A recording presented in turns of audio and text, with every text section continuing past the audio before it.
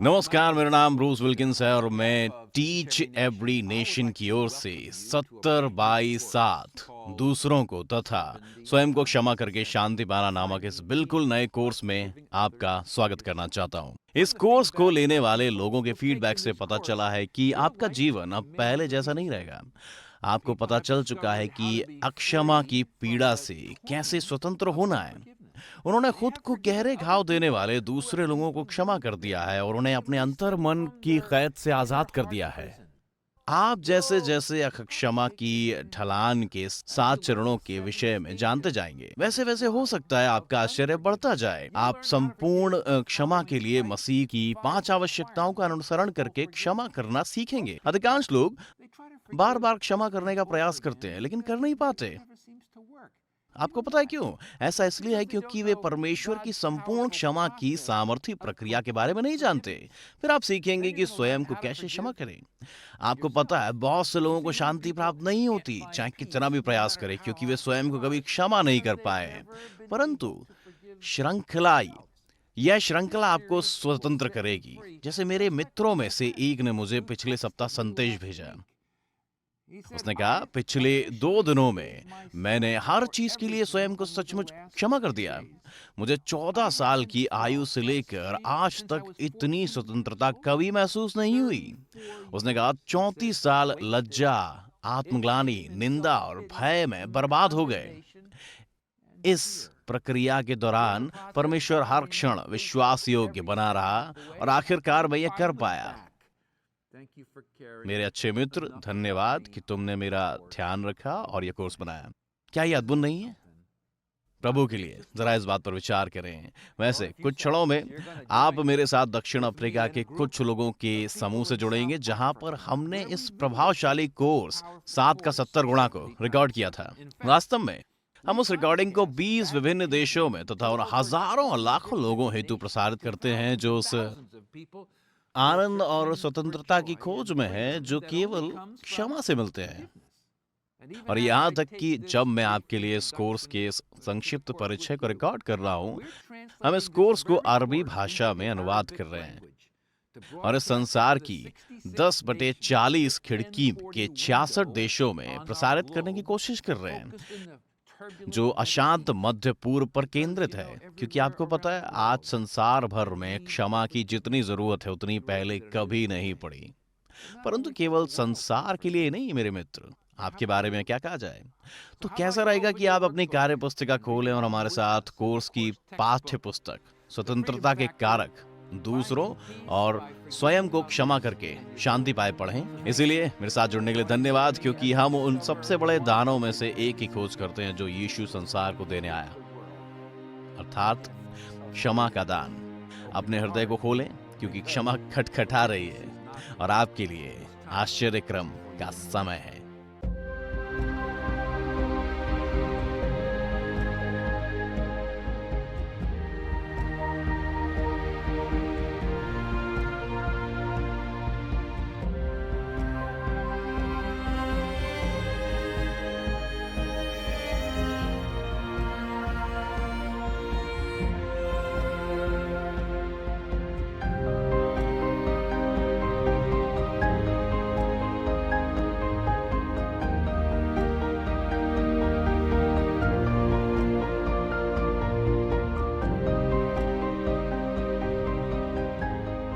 मैं अपना विषय एक कहानी से शुरू करना चाहता हूँ, जो कई साल पहले उस समय घटित हुई जब डार्लिन और मैं एक नाव में भूमध्य सागर की यात्रा पर थे। ठीक, और हमने प्रेरितों की पुस्तक में वर्णित पौलुस द्वारा की गई मिशनरी यात्राओं के मार्ग पर यात्रा की। विशाल पतवारों वाली उस नाव में हम लगभग 30 लोग थे और उन्होंने एक डॉक्टर को भेजा, जिससे हम में से किसी के बीमार पड़ने की स्थिति में देखभाल हो सके। हम में से ज्यादातर लोग अमेरिका से आए थे, परंतु ये डॉक्टर ऑस्ट्रेलिया से आई थी और वो बहुत ही अलग सोच के साथ आई थी। और जब उसे पता चला कि इस जहाज पर मसीही अगुओं का एक समूह है, तो वो ज्यादा खुश नहीं हुई। वो यात्रा के दौरान मौज मस्ती वाली पार्टी की तलाश में थी और हमने भी पार्टी की, लेकिन वह मौज मस्ती वाली नहीं थी। तो पहली रात हम बैठे हुए थे और वहाँ डाइनिंग रूम में बड़ी बड़ी मेज थी और उसने और मैंने अपना अपना परिचय दिया और उसे पता चला कि मैं समूह का अगुवा हूँ और वो एक मसीह छोड़ सब कुछ थी और पहली रात ही लड़ना चाहती थी। तो डार्लिन और मैं ठीक यहाँ इस मेज पर बैठ गए, ठीक यहाँ और ठीक यहाँ, और मेज की दूसरी ओर अन्य लोग बैठे हुए थे और वो पास आई और वो ठीक मेरे पास आकर बैठ गई और उसके चेहरे पर रूखापन था और ठीक वहां पर एक वृद्ध दंपत्ति थे और मैंने देखा कि वे तुरंत उसके साथ घुल मिल गए और उसने बातचीत पर नियंत्रण बढ़ाना शुरू कर दिया, जो कि ठीक था। उसने मसीहत के बारे में बहुत मुश्किल सवाल पूछने शुरू कर दिए, बहुत ही मुश्किल। और मेज पर बैठा हर व्यक्ति मुझे देख रहा था और मानो कह रहा हो, तुम्हारी बारी है, सवाल का जवाब दो। और मैं सवाल का जवाब नहीं देना चाहता था, मैं देखना चाहता था कि समूह क्या करेगा।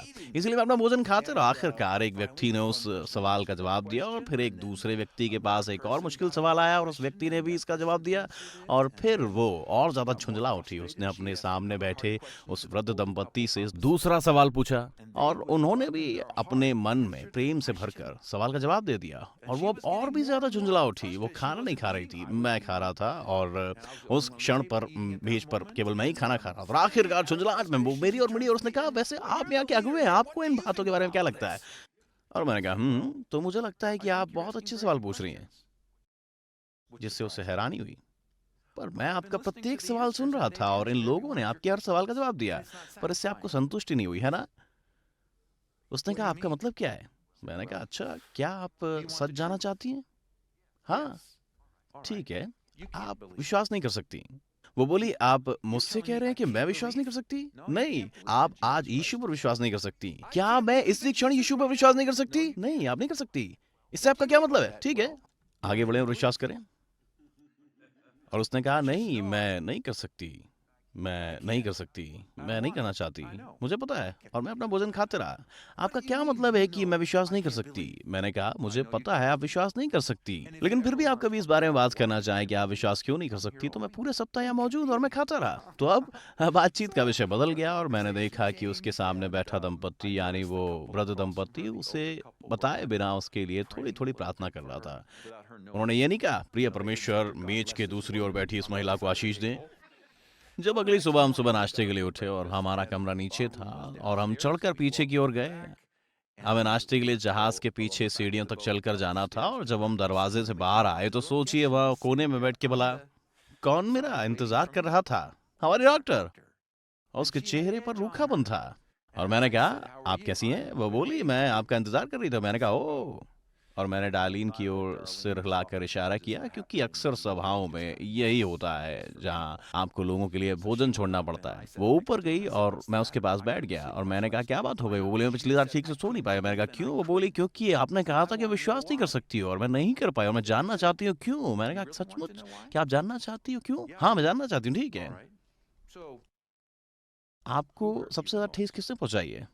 क्या आपको सबसे ज्यादा ठेस किसने पहुंचाई है? वैसे वह मेरी माँ नहीं थी। मैं आपकी माँ नहीं थी। नहीं, वो मेरी माँ नहीं थी। मैं अपनी माँ से प्यार करती हूँ। अच्छा, उनके किस काम ने आपको ठेस पहुंचाई? नहीं, नहीं, नहीं, नहीं, मैं जानती हूँ कि उन्होंने ये क्यों किया। मैंने कहा, मैंने ये सवाल नहीं पूछा था। वैसे उन्होंने क्या किया था? उन्होंने नहीं, उन्होंने कुछ नहीं किया। मैं अपनी माँ से प्यार करती हूँ। मेरी माँ मुझे प्यार करती है। तो मैंने कहा, अपनी माँ का बचाव करना बंद करो। मैं आपकी माँ पर दोष नहीं लगा रहा हूँ। मैं पूछ रहा हूँ कि उनके किस काम ने आपको ठेस पहुंचाई। वैसे मेरे विश्वास करने का इससे क्या संबंध है? मानो या ना मानो, इसका पूरा संबंध इसी बात से है। क्या सच में? हाँ, इसलिए मुझे वो चीज बताओ जो आपकी माँ ने की थी। वैसे वो एक शराबी थी और जब वो बहुत ज्यादा पी लेती थी तो मुझे पीटती थी, पर मुझे पता था कि वो ऐसा क्यों कर रही थी। इसका कारण उनका मुझे प्यार करना नहीं था, बल्कि उनका होश में ना रहना था। ठीक, तो उन्होंने आपको पीटा। आपकी माँ के साथ और क्या समस्या थी? उन्होंने मुझे कभी गले नहीं लगाया। उन्होंने आपको कभी गले नहीं लगाया? नहीं, उन्होंने कभी ऐसा नहीं किया, एक बार भी नहीं। मैं जानती हूँ कि वो मुझसे प्यार करती हैं, पर उन्होंने कभी ये दिखाया नहीं। ओह, इससे आपको कैसा महसूस हुआ? मैं इस बारे में बात नहीं करना चाहती। ठीक है, क्या आपको उस बात से खुशी महसूस हुई? नहीं, मैं बहुत रात तक बिस्तर में मन ही मन रोती थी। आप रोती थी? मैं समझता हूँ। उन्होंने और किस तरह से आपको ठेस पहुंचाई? बहुत हो गया, मैंने कहा। ठीक है, मैं खड़ा हो गया उसने कहा, आप कहाँ जा रहे हैं? मैंने कहा, आपने अभी अभी कहा कि बहुत हो गया। और मैंने कहा कि अगर आप सचमुच आज़ाद होना चाहती हैं तो आप अपना नोटपैड लें, क्योंकि उसकी गोद में एक नोटपैड था, और आपकी माँ ने जिन जिन बातों से आपको ठेस पहुंचाई है वे सभी नोटपैड पर लिख लें। वो ऐसा चाहती तो नहीं थी, पर उसने ये किया। उसने कहा कि वैसे 3 या 4 बातें होंगी। नहीं महोदय, कई प्रश्न होंगे। क्या कई प्रश्न होंगे? नहीं, ऐसा नहीं होगा। हाँ, ज़रूर होंगे, और अगर आप चाहें तो मैं आपकी मदद करूंगा। और फिर मैं चला गया और कुछ नाश्ता किया। आखिरकार प्राथमिकताएं प्राथमिकताएं होती हैं, और ये कॉफ़ी का समय था। फिर मैंने पूरे दिन उसे नहीं देखा, और वो उस रात खाने की मेज पर नहीं बैठी थी, और मैं बस प्रार्थना कर रहा था, प्रभु उस महिला को स्वतंत्र कर। जब अगली सुबह हम नाश्ते के लिए उसी दरवाजे से बाहर जा रहे थे, और क्या देखते हैं, वहां वो खड़ी थी और उसकी आंखें लाल थीं, और उसका पूरा नोटपैड, क्षमा करें, उसकी गोद में था, और वो पूरी तरह से तोड़ा मरोड़ा हुआ था, और उस पर उसके आंसुओं के दाग थे। मैंने कहा, ओ आप कैसी हैं? मैं कल रात बिल्कुल भी नहीं सो पाई। क्या आप बात करेंगे? हाँ, ठीक है। तो मैं उसके बगल में बैठ गया और मैंने कहा, कितनी बातें? वो लगभग 2.5 पृष्ठ थे। मुझे इस पर विश्वास नहीं हुआ। मैंने कहा, इनमें से प्रत्येक घाव आपके मन में है, और आप उन्हें बाहर नहीं निकाल सकती, और आप उन्हें भरे जा रही हैं और उनका इनकार करती हैं, और आप जीवन भर उनसे भागती रही हैं, क्योंकि आपको अपनी माँ से प्यार था। क्या ये सच है? हाँ। क्या आप इस बीमारी को अपने हृदय से बाहर निकालना चाहेंगी? क्योंकि एक बार जब ये घाव आपके मन से बाहर निकल गया तो आप एक भिन्न व्यक्ति बन जाएंगे। मैं नहीं जानती कि ये कैसे करूं। मैंने कहा, मैं जानता हूँ कि ये कैसे करना है। आप जानते हैं कि कैसे करना है? माने या ना माने, मैं इस पर माहिर हूँ। पर मैं इसमें माहिर हूँ। आप लोगों को क्षमा करने में, सहायता करने में माहिर हैं? हाँ, मैं हूँ। और अगले कुछ समय तक उसने बहुत से आंसुओं के साथ इस गलती को क्षमा किया, और उस गलती को, लेकिन इस गलती को नहीं। मुझे बाद में इसके विषय में और अन्य बाकी गलतियों, यानी अन्य बाकी बातों के विषय में उसकी मदद करनी पड़ी। मैंने उस महिला को अपनी आंखों के सामने बदलते हुए देखा।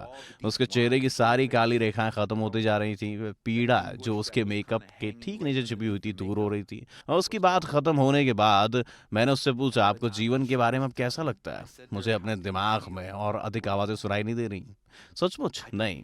मुझे अपने जीवन भर अपने दिमाग में आवाजें सुनाई देती थी। वे कठोर थी। वे कहती थी, आह, मैं उन्हें पसंद नहीं करती। मैंने कहा, अब वे कहाँ हैं? अब वे चली गई हैं। मेरे दिमाग में शांति है। हाँ, ये ठीक है।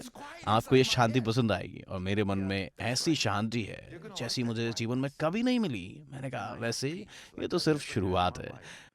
अभी इंतजार करें और देखें कि हमारी इस सप्ताह की बची हुई यात्रा में क्या क्या होता है। और मैंने विदा ली और मैं खाने चला गया। उस दिन हम यात्रा पर गए, और अगली रात हम नीचे हमारे कमरे में थे, और मेरी पत्नी ने मुझसे कहा, प्रिय, यदि आप मेरे लिए एक काम करेंगे तो मुझे बड़ी खुशी होगी। क्या? ऊपर रसोई में सॉफ्ट आइसक्रीम की मशीन है। उसने कहा था कि जब हम चाहें ले सकते हैं। क्या आप ऊपर जाएंगे और जाकर मेरे लिए आइसक्रीम की छोटी कटोरी ले आएंगे? मैंने कहा, प्रिय, मुझे खुशी होगी।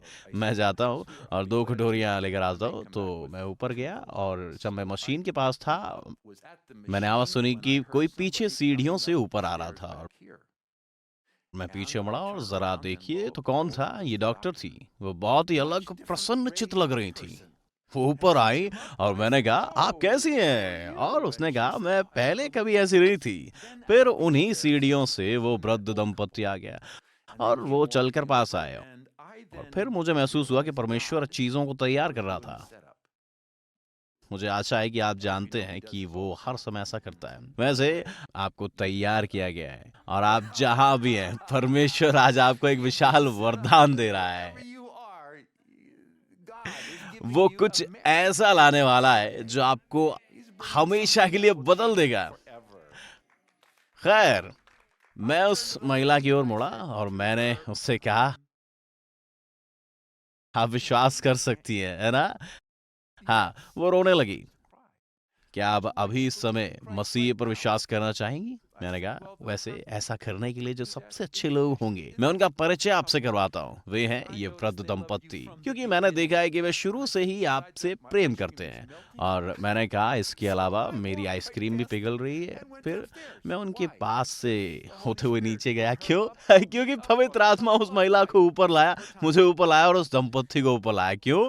क्योंकि ये उस महिला का समय था, और ऐसा हो सकता है कि वे आपके जीवन के विषय में सच नहीं है और इससे कोई फर्क नहीं पड़ता कि आपने कितनी प्रार्थना की और कितना अधिक प्रयास किया, बस उनका तालमेल नहीं बैठ पाता। वैसे आपको पता चलेगा कि अक्षमा की जड़ें आपके जीवन की सतह के नीचे होती हैं, जो फैलती हैं और यहाँ किसी और चीज को उत्पन्न कर देती हैं, लेकिन आपको उस चीज का एहसास नहीं होता जो आपको नापसंद है और वो पीड़ादायक है और उसका कोई लाभ नहीं है, या कोई संबंध या पैसे की समस्या है जो बार बार आती रहती हैं। आपको कभी समझ नहीं आया कि उसकी जड़ यहाँ आपकी अक्षमा से जुड़ी हुई है। ठीक वैसे ही जैसे मसीह पर विश्वास करना उसी से संबंधित है। तो ये विचार कहाँ से आया? इसीलिए आइए वापस चलें और एक ऐसे परिच्छेद का अध्ययन करें जिसमें मसीह ने क्षमा के विषय में चौंकाने वाला प्रकाशन प्रकट किया है। ये मत्ती 18 में है और भाग 1 के अंतर्गत आता है, क्योंकि 7 का 70 गुणा क्षमा करना बहुत बढ़िया विचार है। वाह, ये बहुत बढ़िया विचार है। अच्छा, मत्ती 18 की आयत 21 में कुछ इस प्रकार लिखा है, तब पतरस ने पास आकर उससे कहा, हे प्रभु, यदि मेरा भाई यानी एक अन्य मनुष्य, ना कि उसका सचमुच का भाई, अपराध करता है तो मैं कितनी बार उसे क्षमा करूं? क्या 7 बार तक? पर जब पतरस ने ये कहा कि वह परमेश्वर से पुष्टि की उम्मीद कर रहा था, तुम किसी को 7 बार क्षमा करते हो, ये बहुत ज्यादा है। लेकिन यीशु ने जो कहा, उससे पतरस को हैरानी हुई। यीशु ने उसे कहा कि मैं तुझे ये नहीं कहता कि 7 बार तक अर्ध विराम, वरन 7 बार के 70 गुने तक। क्या यीशु मसीह बड़ा चढ़ाकर बोल रहे थे? यह एक अच्छा सवाल है। जब मसीह ने 7 का 70 गुणा कहा तो वो पतरस से क्या कहने का प्रयास कर रहे थे? पतरस, तुम्हें कितनी बार क्षमा करना चाहिए? इसकी कोई सीमा नहीं है, पर मुझे किसी को क्षमा क्यों करते रहना चाहिए? ये सवाल है कि मसीह ने आगे क्या कहा। उसने इस सवाल का जवाब दिया कि एक व्यक्ति को अपने ठेस पहुंचाने वाले यानी डॉक्टर की मां जैसे व्यक्ति को क्यों क्षमा करना चाहिए? मुझे अपनी मां को 2.5 पृष्ठ के घावों के लिए क्यों क्षमा करना चाहिए? मैं नहीं जानता कि आपके विचारों से उसका जवाब क्या होगा। शायद आपको लगता है कि ये होगा क्योंकि परमेश्वर ने आपको क्षमा किया है। ऐसा नहीं है। यीशु मसीह ने चौंकाने वाला जवाब दिया कि क्यों वो व्यक्ति जो ये बात समझता है, एक बार इसे समझने के बाद अब से सबको क्षमा करेगा। इसलिए मसीह ने वही किया जो करना उसे अक्सर पसंद था। उसने कहानी बताई जिसे दृष्टांत कहते हैं। ये एक वास्तविक कहानी नहीं थी, ये काल्पनिक कहानी थी, और उसने उस जवाब को उस कहानी में रख दिया और एक व्यक्ति ने 7 के 70 गुणा क्यों क्षमा करना चाहिए और उसे कहानी के बीच में रखा, और कहानी आगे बढ़ी और मुख्य बिंदु यानी वो भाग जो उस कहानी का अभिप्राय है, कहानी के अंत तक घटित नहीं होता। लेकिन आइए इस पर गौर करें। तो आयत 22 में, मैं तुझसे ये नहीं कहता कि 7 बार तक, वरन 7 बार के 70 गुने तक। इसलिए ठीक है, अब वो उन्हें वह कहानी बताने वाला है जो उस सवाल का जवाब देगी कि मुझे 7 के 70 गुना तक क्यों क्षमा करना चाहिए। इसलिए स्वर्ग का राज्य, स्वर्ग जिस तरह से पृथ्वी के साथ कार्य करता है, स्वर्ग का राज्य उस राजा के समान है जिसने अपने दासों से लेखा लेना चाहा। जब वह लेखा लेने लगा तो एक जन उसके सामने गया जो 10,000 तोड़े का कर्जदार था। ये बहुत बड़ी धनराशि थी, जबकि चुकाने को उसके पास कुछ ना था। तो उसके स्वामी ने कहा कि ये और इसकी पत्नी बेचे जाएं और कर्ज चुका दिया जाए, और इसके बाल बच्चे और जो कुछ इसका है सब बेचा जाए और कर्ज चुका दिया जाए। ये सुनकर दास घबरा गया। उसने बहस नहीं की कि वे कर्जदार नहीं है। इस पर उस दास ने गिर कर उसे प्रणाम किया और कहा, हे स्वामी, धीरज धर, मैं सब कुछ भर दूंगा। इस बात की सच्चाई ये है कि वह कुछ भी चुका नहीं सकता था। धनराशि इतनी बड़ी थी कि उसे चुका पाना असंभव था। तब तक उस दास के स्वामी ने तरस खाकर उसे छोड़ दिया। रुकिए, क्यों? क्योंकि वो अपने घुटनों पर गिरा और विनती की और राजा को उस पर तरस आ गया। आपने कभी किसी को अपने सामने घुटनों पर विनती करते हुए देखा है? मैंने एक बार ऐसा किया था। किसी ऐसे कार्य के लिए नहीं जो मैंने उस व्यक्ति के साथ किया था, बल्कि किसी ऐसे कार्य के लिए जो उस आदमी के साथ किसी और ने किया था, और उसने उसे क्षमा नहीं किया। और ये बड़ी बात थी, और परमेश्वर उसे क्षमा ना करने के लिए गंभीर दंड देने वाला था। उस व्यक्ति के अनुरोध पर मैंने 5 अन्य व्यक्तियों को लेकर उसके साथ समय बिताया, और अंत में मैं बहुत डरा हुआ था, क्योंकि उसने उस आदमी को क्षमा नहीं किया था और उस पर मुकदमा करने वाला था। इसलिए मैं अपने ऑफिस में उसके सामने अपने घुटनों पर बैठ गया। मैं सचमुच अपनी कुर्सी से उठा और अपने घुटनों पर आ गया। मैंने उसके घुटने पकड़ लिए और कहा, बॉबी, मैं तुमसे विनती करता हूँ कि तुम उस आदमी को क्षमा कर दो। और मैं इतना भावुक हो चुका था कि रो रहा था। मैंने कहा चलो मैं उस व्यक्ति का स्थान ले लेता हूँ और मैं उसके लिए तुमसे क्षमा मांगता हूँ, कृपया उसे क्षमा कर दो। जब यह हुआ तो इससे मेरे मित्र बॉबी का हृदय पिघल गया और उसने उसे क्षमा कर दिया। जब एक व्यक्ति स्वयं को इस तरह से दीन करता है तो यह आपको सामर्थ्य रूप से प्रभावित कर सकता है। तरस खाएं। तब उस दास के आयत 27 स्वामी ने तरस खाकर, जरा इन शब्दों पर ध्यान दें, उसे छोड़ दिया। रुकिए, उसने उसे छोड़ दिया और फिर उसे छोड़ने के बाद उसने उसका कर्ज भी क्षमा कर दिया। इसीलिए यहाँ पर दो अलग अलग भाग हैं।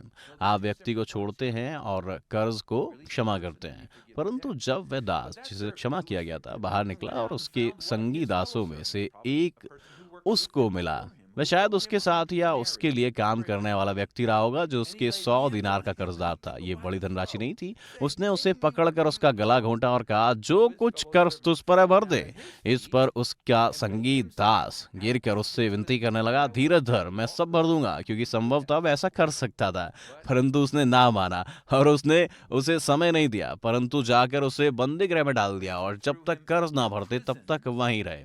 इसलिए उसके संगी दास ये जो हुआ था देखकर कि पहले व्यक्ति राजा के पांव में गिरकर विनती करने लगा और क्षमा प्राप्त की, लेकिन फिर वह उस व्यक्ति के पास गया जिसने उससे थोड़ा सा कर्ज लिया था और उसे बंदी गृह में डाल दिया। वह ये देखकर बहुत उदास हुए, वे दुखी थे और जाकर राजा अपने स्वामी को पूरा हाल बता दिया। तब उसके स्वामी ने उसको बुलाकर उससे कहा, हे दुष्ट दास, क्या आपको जानते हैं कि अक्षमा दुष्टता है? हाँ, आपने यदि पिछले व्यक्ति को क्षमा नहीं किया तो आपने दुष्टता की थी। ये फिर से उसी स्थान पर ले आता है ना? तूने जो मुझसे विनती की तो मैंने तेरा वह पूरा कर क्षमा कर दिया। इसीलिए जैसे, अब इस पर ध्यान दें, इसीलिए जैसे मैंने तुझ पर दया की वैसे ही क्या तुझे भी अपने संगी दास पर दया नहीं करनी चाहिए थी? अब सवाल इस प्रकार है, अब राजा क्या करेगा? और उसके स्वामी अर्थात राजा ने क्रोध में आकर, अब इसे रेखांकित करें, उसे दंड देने वालों के हाथ में सौंप दिया। कब तक? जब तक वह सब कर्ज ना भर दे। अब यहीं पर मुख्य बिंदु है, यहीं पर दृष्टांत का अभिप्राय है। ये चौंकाने वाला भाग है। अब यीशु स्वर्ग और पृथ्वी के बीच का पर्दा हटा देता है और आइए पता लगाएंगे, जब पृथ्वी के राज्य पर कोई क्षमा नहीं करेगा तो स्वर्ग क्या राज्य उसके साथ क्या करेगा? और ये अच्छा समाचार नहीं है। यीशु ने कहा, जैसे राजा ने उससे दंड देने वालों को सौंप दिया जब तक वह सब कर्ज ना भरते, उसी प्रकार मेरा पिता जो स्वर्ग में है तुमसे भी वैसा ही करेगा। इसका क्या मतलब है? अगले 3 शब्दों को रेखांकित करें, यदि आप में से हर एक अपने भाई अर्थात दूसरे मनुष्य के अपराध यानी अपने विरुद्ध किए गए गलत कामों के लिए उसे मन से क्षमा न करे तो आप में से प्रत्येक को दंड देने वाले को सौंप दिया जाएगा। क्या आपको एहसास है कि यीशु ने क्या प्रकट किया था? जैसे राजा ने उस मनुष्य को दंड देने वाले को सौंप दिया था, ध्यान से सुने, उसने उस व्यक्ति को बंदी गृह में नहीं डाला, उसने उसे उन लोगों के हाथ में सौंप दिया जो उसे पीड़ा देते रहेंगे। पीड़ा जारी रहेगी। सुने, जब तक कर्ज ना चुका दिया जाए तब तक पीड़ा जारी रहेगी।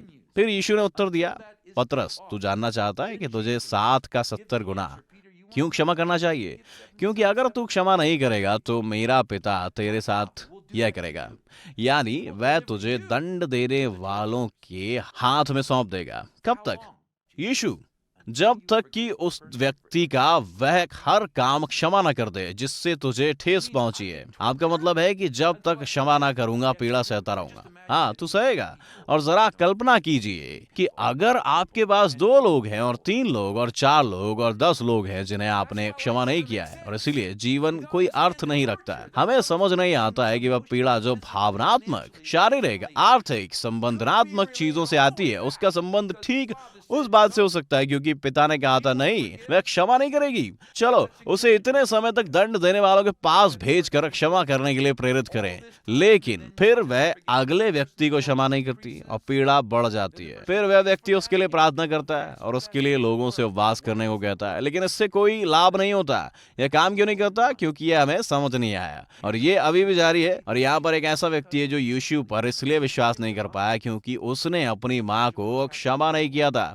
जरा सोचें आपके जीवन में क्या हो रहा है। जब हम इस सत्र में चलते हैं तो आइए इसके कुछ बिंदुओं पर गौर करें। नंबर 1, परमेश्वर की इच्छा है कि प्रत्येक व्यक्ति प्रत्येक बातों के लिए प्रत्येक को क्षमा करे। नंबर 2, जो लोग क्षमा नहीं करते परमेश्वर उन्हें दुष्ट कहता है। हाँ, दुष्ट। इसलिए अगर मैं आपको क्षमा नहीं करता तो मैं दुष्ट हूं। नंबर 3, परमेश्वर हर उस व्यक्ति को दंड देने वालों के हाथ में सौंप देता है जो क्षमा ना करने का चुनाव करता है। मैं चाहता हूं कि आप एक चीज समझ जाएं, परमेश्वर आपको पीड़ा नहीं देता। यहां देखें, परमेश्वर आपको पीड़ा नहीं देता, परमेश्वर आपको दंड देने वालों के हाथ में सौंप देता है। और मैं यहां पर एक वास्तविक बिंदु समझाना चाहता हूं, परमेश्वर आपको दंड देने वालों के हाथ में नहीं सौंपना चाहता। जब आप क्षमा नहीं करते तो इससे उसे दुख होता है। इसीलिए इसमें 2 अपवाद हैं जो मैं आपको समझाना चाहता हूं। अपवाद 1, अनुग्रह की खिड़की है। अनुग्रह की खिड़की। कि अनुग्रह की खिड़की क्या है? आपको जब कोई ऐसा पीड़ादायक घाव लगता है जिसका सामना आप मुश्किल से कर सकते हैं, तो ये बहुत पीड़ादायक और दर्दनाक होता है। तब परमेश्वर आपको उसका सामना करने और फिर क्षमा करने के लिए अनुग्रह का समय देता है और आपको कुछ समय देता है। मुझे नहीं पता वह कितना समय हमें देता है, परंतु वह हमें समय जरूर देता है। मेरे जीवन में कई समय ऐसे आए हैं जहां घाव इतने गंभीर थे कि मैंने वास्तव में विनती की कि पिता, क्या आप मुझे सहयोग करने के लिए थोड़ा समय देंगे? मैं क्षमा कर दूंगा। और मुझे शांति मिली और फिर मैंने क्षमा कर दिया और मुझे दंड देने वालों के हाथ में नहीं सौंपा गया। 10 साल मत मांगना। नंबर 2, अपवाद 2, बचपन का समय। आप और मैं बचपन की पीढ़ाओं के बारे में जानते हैं। इस कमरे में मौजूद हम सभी लोगों को जब हम छोटे थे तो अभिभावकों तथा रिश्तेदारों से विभिन्न घाव लगे थे और जो घाव हमें लगे थे हम उनका सामना नहीं कर सकते थे। परमेश्वर क्या करता है? परमेश्वर दंड देने वालों को बच्चे के जीवन में एक समय तक के लिए रोके रखता है और जब तक वो एक बाधा को पार ना कर ले, क्योंकि वे मासूम होते हैं। हम नहीं जानते कि वो बाधा कब आती है। यह हर बच्चे के लिए उनकी परिपक्वता के आधार पर भिन्न होती है, जिससे परमेश्वर उन्हें कायल करता है। ठीक है, मैं चाहता था कि तुम उसे अपने साथ किए गए उस काम के लिए क्षमा कर दो और तुम्हें ये पता चल जाएगा, तुम्हें इसका एहसास हो जाएगा, तुम इसके कायल होगे और होना भी चाहिए। और तुम वहां पर जो कुछ भी करोगे उसके आधार पर तुम्हारे जीवन का अगला समय बदल जाएगा, क्योंकि ये इसे फिर से तुम्हारे सामने लाएगा। वहां मासूमियत का सिलसिला होता है जिसमें परमेश्वर कहता है मैं इसके लिए तुम्हें दंड नहीं दूंगा। लेकिन जब तुम मासूमियत का ये सिलसिला पार कर लोगे, यानी जब तुम अपना मन से निर्णय लेने के लायक हो जाओगे, तब मैं तुम्हें आमंत्रित करूंगा और तुमसे कहूंगा कि ये व्यक्ति को क्षमा करने का समय है। यदि तुम नहीं करोगे तब उसी क्षण पीड़ा शुरू हो जाएगी। समझ आया? नंबर 4, परमेश्वर अत्याचारी नहीं है। ये पहले सत्र में मेरा सबसे बड़ा डर है और आप परमेश्वर के मन को गलत समझ लेंगे। परमेश्वर आपको दंड देने वालों को नहीं सौंपना चाहता, लेकिन वो अक्षमा के पाप को बर्दाश्त नहीं करता। वो इससे बिल्कुल बर्दाश्त नहीं करता।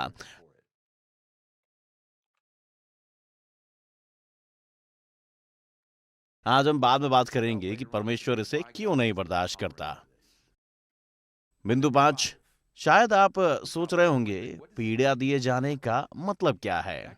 ये एक यूनानी शब्द से आया है। जैसा कि आपको पता होगा, बाइबल का पुराना नियम असल में इब्रानी में लिखा गया था और हमने अपनी अपनी स्थानीय भाषा में इसका अनुवाद कर लिया है। और जैसा कि अंग्रेजी है और अधिकांश नया नियम यूनानी में है, और इसीलिए जब मेरे जैसे लोग जिन्हें काफी अधिक अध्ययन किया है और यूनानी और इब्रानी के बारे में कुछ कुछ चीजें सीखी हैं, मैं हमेशा खुद जानना चाहता था कि दंड के यूनानी शब्द का असली मतलब क्या है। मैं जानना चाहता था उसका क्या मतलब है। और ये शब्द बासानेजो, बा सा नी जो, ये है यूनानी शब्द बासानिजो। फिर मैंने उस यूनानी शब्द को लिया और एक संपूर्ण नए नियम में हर उस स्थान पर देखा जहां बासानिजो मौजूद था। मुझे देखना था कि क्या घटित हो रहा है, ताकि मैं जान सकूं कि यदि मैं क्षमा ना करूं तो मेरे साथ क्या हो सकता है, क्योंकि मेरे साथ यही होगा। मुझे ऐसे लोगों के हाथ में सौंप दिया जाएगा जो मेरे साथ ये करेंगे, अर्थात मुझे पीड़ा देंगे। और मैंने उन सब बातों को आपके नोट्स में सम्मिलित नहीं किया, लेकिन मैंने उनमें से अधिकांश को इसके नीचे शामिल किया। बिंदु 5, दंड देने का मतलब दूसरे व्यक्ति को पीड़ा या कष्ट पहुंचाना है। पीड़ा से हमेशा कष्ट होती है, और लेकिन कष्ट विभिन्न रूप ले लेता है। इसीलिए मैंने आपको 4 आयतें दी हैं जिनमें बासानिजो मौजूद है। मत्ती 8 में लिखा है, जब वह कफरनहूम नगर में आया तो एक सूबेदार यानी एक अगुवे ने उसके पास आकर उससे विनती की कि हे प्रभु, मेरा सेवक घर में लकवा रोग से बहुत दुखी पड़ा है। वैसे क्या शारीरिक रूप से ऐसा नहीं है, ये बासानिजो है। इसीलिए ये हो सकता है कि आपको पता है कितने लोग अक्षमा के कारण शारीरिक रूप से बीमार हैं, लेकिन जब वे क्षमा करते हैं तो चंगे हो जाते हैं। और जब आप सुने, जब आपकी शारीरिक बीमारी का सीधा संबंध अक्षमा के बड़े पाप से होता है, तब आप चाहे कुछ भी क्यों ना करें, आप चंगे नहीं होंगे। क्योंकि उस बीमारी के कारण क्योंकि उस बीमारी का कारण अक्षमा है। इसी कारण आप में से कई, बहुत से मसीही इस कारण परमेश्वर पर विश्वास खो बैठते हैं, क्योंकि उन्हें समझ में नहीं आता। वे कहते हैं परमेश्वर चंगा कर सकता है, मैं चंगा होना चाहता हूँ, मैं चंगा होने के लिए विश्वास करता हूँ। और फिर वे प्रार्थना करते हैं और वे अपने मित्रों को बुलाते हैं, लेकिन परमेश्वर चंगा नहीं करता। वैसे परमेश्वर के ऐसा ना करने के कई कारण हो सकते हैं, लेकिन पूरे संसार में 40 वर्ष तक घूमने के बाद मुझे पूरा यकीन है कि इसका प्राथमिक कारण यह है कि परमेश्वर इसलिए चंगा नहीं करता क्योंकि ये पीड़ित होने का दंड है, क्योंकि वे व्यक्ति क्षमा नहीं करेगा और वे दुष्ट लोगों के समान कार्य करते हैं। क्या ये आपको समझ आ रहा है? बढ़िया। दूसरी आयत 2 पतरस 2, और धर्मी लूत को जो अधर्मियों के अशुद्ध चाल चलन से बहुत दुखी था, छुटकारा दिया, क्योंकि वह धर्मी उनके बीच में रहते हुए और उनके अधर्म के कामों को देख देख कर और सुन सुनकर हर दिन अपने सच्चे मन को पीड़ित करता था। ये क्या है? यह आत्मिक कष्ट है, आत्मिक कष्ट। फिर प्रकाशित वाक्य 12:2, वह गर्भवती हुई और चिल्लाती थी क्योंकि प्रसव की पीड़ा में थी। ये बासर जो है। और शायद सबसे गंभीर आयत जो मुझे मिली वह प्रकाशित वाक्य 20 में है, जो युग के अंत के बारे में है, जब उन्हें फरमाने वाला शैतान आग और गंधक की उस झील में, जिसमें वे पशु और झूठा भविष्यद्वक्ता भी होगा, डाल दिया जाएगा, और वे रात दिन युगानुयुग पीड़ा में तड़पते रहेंगे। या गौर करें तो आपने इस वाक्य को बहुत स्पष्टता से सुना। सब कष्ट शारीरिक, मानसिक, भावनात्मक, आर्थिक, संबंधात्मक अक्षमा के पाप के कारण नहीं है, लेकिन मनोवैज्ञानिकों और मनोचिकित्सकों से बात करने और काफी शोध करने के बाद ऐसा लगता है कि अंदाजा लगाना सुरक्षित होगा कि सारे कष्टों का 60% से 80% अक्षमा से जुड़ा हुआ है। इस विषय पर लिखे गए ऐतिहासिक लेखों में से एक अविश्वासी व्यक्ति ने लिखा था, जिसने शोध किया था और उसे पता चला कि जितने भी लोग मानसिक स्थानों में, उनमें से 92%, हाँ 92% लोग, यदि वे दूसरों को क्षमा कर दें तो वे छुटकारा पा जाएंगे, लेकिन वे ऐसा नहीं करते। नंबर 6, दंड देने वाले ताड़ना देते हैं। दंड देने वाले पूरी तरह क्षमा मिलने तक ताड़ना देते हैं। जब आप क्षमा करते हैं तो क्या होता है? इकरारनामा समाप्त हो जाता है। पिता कहता है बहुत हुआ, आखिरकार इस व्यक्ति ने सही कार्य कर दिया है, अब और पीड़ा नहीं। नंबर 7, इस पर गोला लगाएं और इसे लाल अक्षरों में लिखें। असीमित रूप से क्षमा करने को कहने के पीछे मसीह का कारण दंड देने वालों का भय। मसीह, आप क्यों चाहते हैं कि मैं क्षमा करूं? क्योंकि तुम पीड़ा नहीं सहन करना चाहते। क्या चाहते हो? बढ़िया। क्षमा की मूल बातें भाग 2 हैं, और मैं जल्दी से इसे समझने में आपकी सहायता करना चाहता हूं। मैं एक भौतिक उदाहरण तथा एक मन के उदाहरण का इस्तेमाल करूंगा। आइए मान लें कि पिछले सप्ताह में खेल के मैदान में गिर गया और मुझे यहाँ एक बड़ा घाव हो गया। खेल के मैदान में हमारे पास डॉक्टर था और मान लें कि वो आया और घाव को साफ किया और 1 या 2 सप्ताह में क्या होगा? वो घाव ठीक हो जाएगा। डॉक्टर किसी चीज को चंगा नहीं करता, वे इसे चंगा नहीं कर सकते।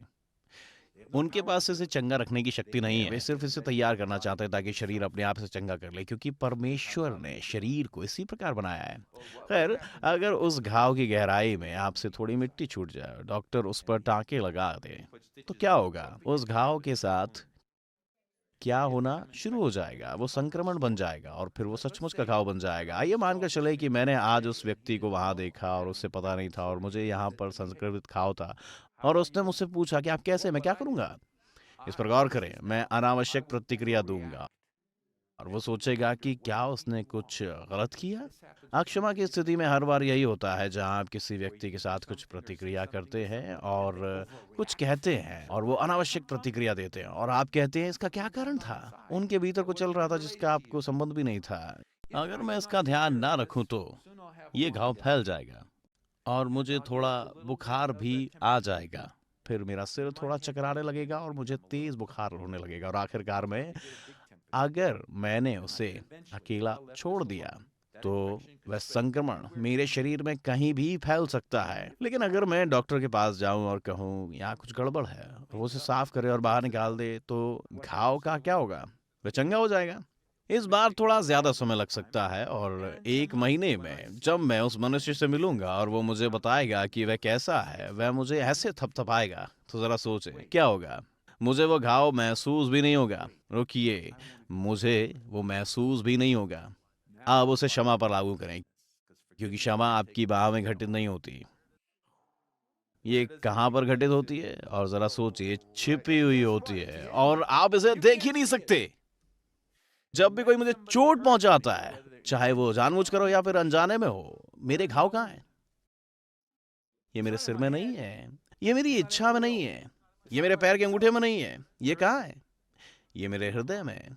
और अगर मैं इसे साफ करूं और इसे सुनिश्चित करूं कि उस घाव में कोई अक्षमा ना रहे, जरा सोचें उस घाव के साथ क्या होगा। ये बंद हो जाएगा और चंगा हो जाएगा।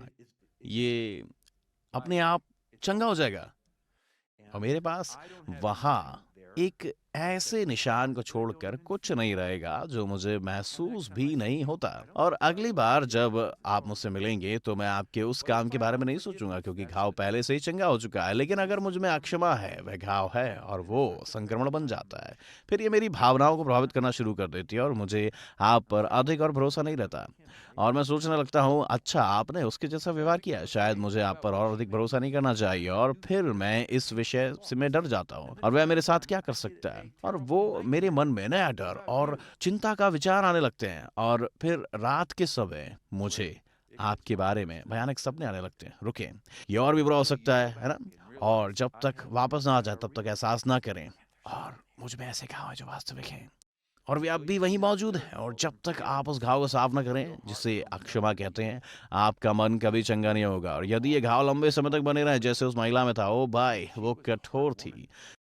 कोई पुरुष उसे नहीं चाहता था। वो कठोर थी, वो क्रोधित थी, वो क्रोधित थी, उसका मन संक्रमण से भरा हुआ था। जब मैं उससे मिला तो मुझे नहीं पता था वो महिला कौन है, जब तक कि उसने क्षमा नहीं किया और उसका चेहरा बदल गया और उसका हृदय खुल गया, क्योंकि उसके मन में इतनी ऊंची दीवारें थी कि कोई भीतर नहीं जा सकता था और वो किसी से डरती थी और कहती थी कि मैं तुम्हें चोट पहुंचाऊंगी ताकि तुम मुझे चोट ना पहुंचा सको। जब उसने पहली बार क्षमा किया तो उसे पता चला कि वो कौन है और वो मुझे बहुत अच्छी लगी। वो मुझे अच्छी नहीं लगी, ओह मुझे उससे प्रेम दिखाना पड़ा और वो मुझे पसंद नहीं थी, पर वो मुझे अच्छी लगी। ये भिन्न है ना? तो क्या ये हो सकता है कि आपको कभी पता ही ना चले कि आप वास्तव में कैसे हैं? और ये सब पीड़ा, ओह, तो आइए देखते हैं कि ये क्या हम इसका चित्रण बना सकते हैं। यहाँ सुबह से मदद मिल रही है और ये समझ में आ रहा है। तो हमने यहाँ पर रिक्त स्थान छोड़ा है क्योंकि मैं चाहता हूँ कि आप इसे खुद बनाएं। और पहली चीज जो होती है वो इस प्रकार की है, ये एक घाव है, पर वह घाव जो सोचा समझा और जानबूझकर दिया गया हो। शायद आपको कोई चोट पहुंचाना चाहता है और वह लग गया, और ये दुर्घटनावश हो सकता है। और वो घाव कहाँ लगता है? मेरे हृदय में। इसीलिए वहां पर हृदय को रखें। जब ये घाव लगता है तो जो अगली चीज होती है वो ये है कि आपके पास एक चुनाव होता है। आमतौर पर नियंत्रण के बाहर होता है ना? ये मेरे नियंत्रण के बाहर है, लेकिन चुनाव 100% मेरे नियंत्रण में है। यानी मैं उस घाव के साथ क्या करूंगा? और मेरे पास यहाँ दो चुनाव हैं, है ना? तीन नहीं होते हैं। हमें लगता है कि है, परंतु दो ही चुनाव होते हैं। पहला चुनाव है कि मैं आज्ञा मान सकता हूँ, मैं क्षमा कर सकता हूं, क्योंकि मसीह मुझे क्षमा करने के लिए कहता है, वो मुझे इसकी आज्ञा देता है। अगली चीज जो मैं कर सकता हूं कि मैं आज्ञा की अवमानना कर सकता हूं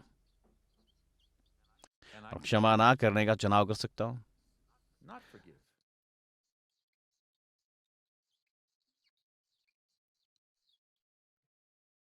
जब मैं क्षमा करता हूं तो क्या होता है? अद्भुत बात है, मैं चंगा हो जाता हूं, मेरा मन चंगा हो जाता है, और फिर परमेश्वर मुझे आशीष देता है।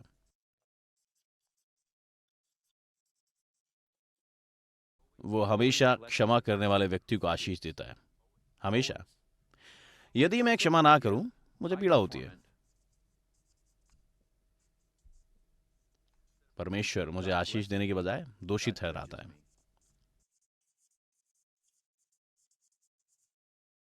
क्षमा इस तरह कार्य करती है। क्षमा इस तरह से कार्य करती है। ये बहुत सरल है, पर आपको कैसे पता?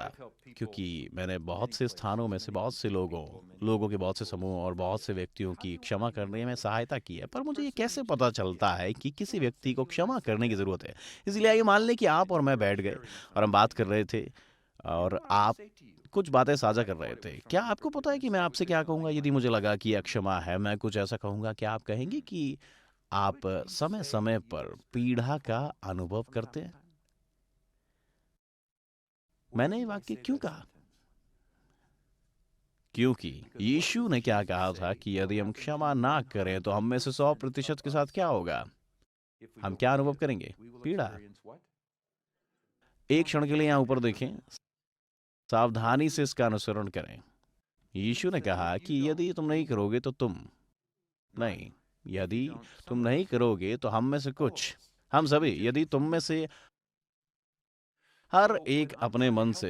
इसलिए जब मैं किसी और की सहायता करने का प्रयास करता हूँ, आपको पता नहीं होता कि किसी चीज का क्या कारण है, और अगर आपको पता ना हो कि इसका कारण क्या है तो आप उन्हें वास्तव में कैसे स्वतंत्र कर पाएंगे? इसीलिए आपको जो करना चाहिए वो ये है कि आपको कारण का पता लगाना चाहिए, और ये एक छोटा रास्ता है। इसीलिए जब मैं अपने मन में सोचता हूँ उनके विवाह में ये सारी पीड़ा, जब वे तलाक की दहलीज पर होते हैं, इसका कारण दोनों लोगों के जीवन में अक्षमा है। और यदि मैं उनकी क्षमा करने में सहायता करूं तो उनका विवाह फिर से ठीक हो जाएगा। मैं इसे परखूंगा। जिस प्रकार डॉक्टर आता है और कहता है अपना मुंह खोलो, मुझे भीतर देखने दो, मुझे तुम्हारे कान में देखना है, वो क्या कर रहा होता है? वो उस बीमारी की पुष्टि कर रहा होता है जो उसके विचार से आपको है। तो मैं ऐसे कैसे करूं? मैं उस तरीके का इस्तेमाल करता हूं जो यीशु ने प्रकट किया है, अर्थात आपको दंड देने वालों के हाथ में सौंप दिया जाएगा और तब तक पीड़ा दी जाएगी जब तक कि आप क्षमा ना कर दें। इसीलिए क्योंकि परमेश्वर चाहता है कि हर व्यक्ति क्षमा करे, और चाहता है कि आप जिस व्यक्ति की सहायता कर रहे हैं वो उससे छूट जाए, मैं परमेश्वर को उसका समय देता हूं और वो पुष्टि करे और सत्यापित करे कि समस्या यही है। और इसीलिए मैं आमतौर पर लोगों से कहता हूं, क्या आप कहेंगे कि आपको समय समय पर पीड़ा का अनुभव होता है? ये हैरान करने वाला होता है। परमेश्वर खुद व्यक्ति को जवाब देने को प्रेरित करता है। वो आपसे झूठ बोलने में समर्थ होते हैं, यहां तक कि आपके अक्षमा के बारे में बात करने से पहले ही व्यक्ति अपना सिर झुकाएगा और कहेगा, आपको पता है, मैंने इसके बारे में कभी इस तरह नहीं सोचा। हाँ, मैंने पीड़ा का अनुभव करता हूं। मेरे जीवन में इस क्षण तक इस वाक्य के इस्तेमाल में कोई अपवाद नहीं रहा। यदि व्यक्ति कहता है कि नहीं, मुझे कोई पीड़ा नहीं होती है, नहीं, सचमुच नहीं होती, तो तुम्हें सचमुच कभी बुरी पीड़ा या चिंता या डरावने विचारों का अनुभव नहीं हुआ? नहीं, मुझे सचमुच नहीं हुआ। हाँ, ये अक्षमा के कारण नहीं है। तो अंत में आखिरी बात यह है कि मेरे पास क्षमा को सत्यापित करने वाली चीज है। क्या आप कहेंगे कि आपने पीड़ा का अनुभव किया? आपको उन्हें ये परिच्छेद सिखाने की जरूरत नहीं है, क्योंकि यीशु ने प्रकट किया है कि अक्षमा का परिणाम हमेशा दंड देने वालों के हाथों में सौंपा जाना है। तब व्यक्ति से ये पूछना कि आप पीड़ा का अनुभव करते हैं, ये सत्यापित करने का सही तरीका या पद्धति है कि क्या उस व्यक्ति के जीवन में सचमुच क्षमा है या नहीं। परमेश्वर उस व्यक्ति को प्रेरित करेगा कि वो पुष्टि करे या इनकार करे कि ये सच है या नहीं। इसलिए आइए मैं आपसे एक सवाल पूछता हूं, क्या आप थोड़ा सा खुलने के लिए तैयार हैं? सचमुच? चलिए आपको परखें, अपना मुंह खोलें। मैं ये लकड़ी मुंह में घुसाता हूं, मुझे आप अपने कान में देखने दें। आप में से कितने लोगों को जरूरत है कि वो कम से कम एक व्यक्ति को क्षमा करें? कम से कम एक। ये कोर्स आपके लिए है।